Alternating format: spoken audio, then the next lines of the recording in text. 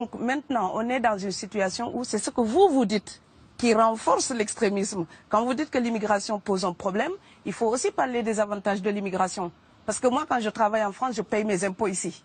Donc les étrangers qui sont là, il y a une partie qui peut travailler et envoyer au pays aider. La majorité paye ses impôts, s'installe dans vos pays, enrichit vos pays. Donc ce sont des citoyens productifs. Après, il faut voir, il y a une minorité qui vient, il y a des morts, certes. Mais je voulais souligner une chose. Le discours que vous avez, il est encore légitime tant que l'Afrique restera muette. Et moi, aujourd'hui, je voulais m'indigner pour le silence de l'Union africaine. Les gens là qui meurent sur les plages, et je mesure mes mots, si c'était des Blancs, la terre entière serait en train de trembler. Ce sont des Noirs et des Arabes.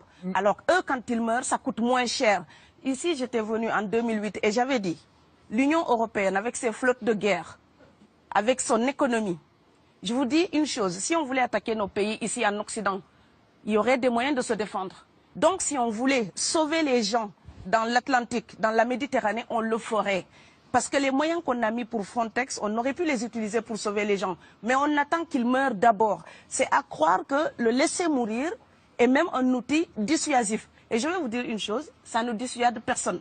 Parce que quelqu'un qui part et qui envisage l'éventualité d'un échec, celui-là peut trouver le péril absurde et donc l'éviter. Mais celui qui part pour la survie, qui considère que la vie qu'il a à perdre ne vaut rien, eh bien celui-là, sa force est inouïe, parce qu'il n'a pas peur de la mort.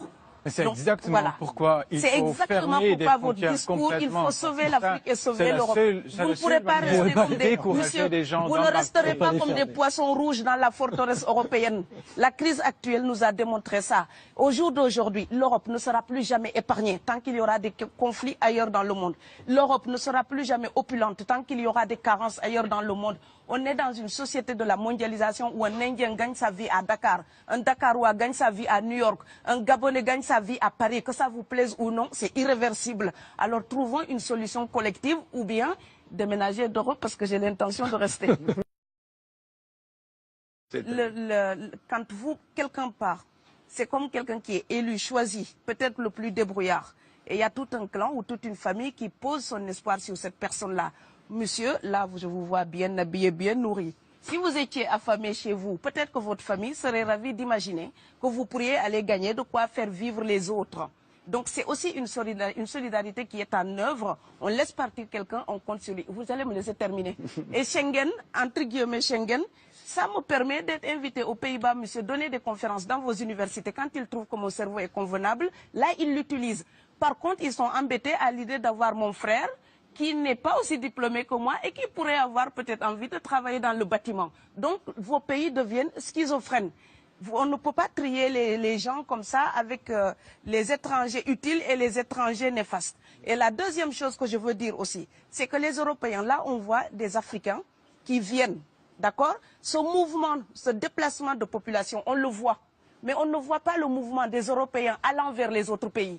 Alors celui-là, c'est le mouvement des puissants, ceux qui ont l'argent, ceux qui ont le bon passeport. Donc vous allez au Sénégal, vous allez au Mali, vous allez dans n'importe quel pays du monde, au Canada, aux États-Unis, partout où je vais, et je voyage tout le temps, je croise des Français, des Allemands, des Hollandais. Je les rencontre partout sur cette planète parce qu'ils ont le bon passeport. Donc, comme avec l'exotisme, l'Europe s'était arrogé le précepte unique, unilatéral, de l'exotisme. Les autres sont exotiques. Alors que pour quelqu'un de mon village, il n'y a rien de plus exotique que quelqu'un d'Amsterdam. Maintenant, pour l'étranger aussi, pour les voyages des temps modernes avec la mondialisation, quand les pauvres viennent vers vous, il y a des mouvements de foule qu'il faut bloquer. Mais quand vous, avec votre passeport et avec toutes les prétentions que cela donne, vous débarquez dans les pays du tiers-monde, là, vous êtes en terrain conquis. Donc, on voit les pauvres qui se déplacent, on ne voit pas les riches qui investissent dans nos pays. L'Afrique se développe en taux entre 5 et 10%. Ce n'est plus de la progression, c'est de la surchauffe.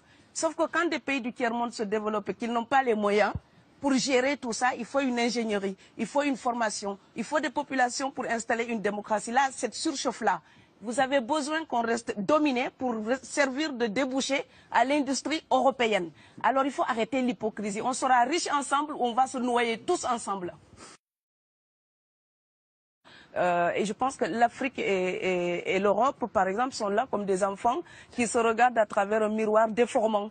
Il serait enfin temps qu'ils se respectent, enfin qu'elles se respectent suffisamment pour que l'Europe arrête de nous envoyer ses déchets industriels pour construire avec nous de véritables industries, pour que l'Europe participe à ce développement et que l'Afrique, 60 ans après les indépendances, arrête de dire c'est la faute des autres. Au bout d'un moment, indépendance, c'est responsabilité. Si nous sommes vraiment indépendants en Afrique, nous sommes aussi responsables de notre destin. Et ça ne se fera pas sans les Européens et l'Europe ne s'en sortira pas sans l'Afrique parce que sinon nous serons un boulet que vous traînerez. Donc ce monde-là est lié et je pense que l'entente, je rêve d'une entente, d'une fraternité. Oui, je sais, ça fait bisounours. Mais il me faut garder cette utopie-là pour garder le courage d'écrire toutes les nuits. Parce que j'ai fait le vent de l'Atlantique il y a bientôt 12 ans. Aujourd'hui, à l'époque, quand je parlais de dizaines de morts dans l'Atlantique, on me disait « tu exagères ». Maintenant qu'on les ramasse par milliers, je suis absolument triste de devoir réaliser tout simplement qu'en tant qu'auteur, je ne fais que répondre à l'injonction de Schiller. La dignité de l'homme est remise entre vos mains, gardez-la.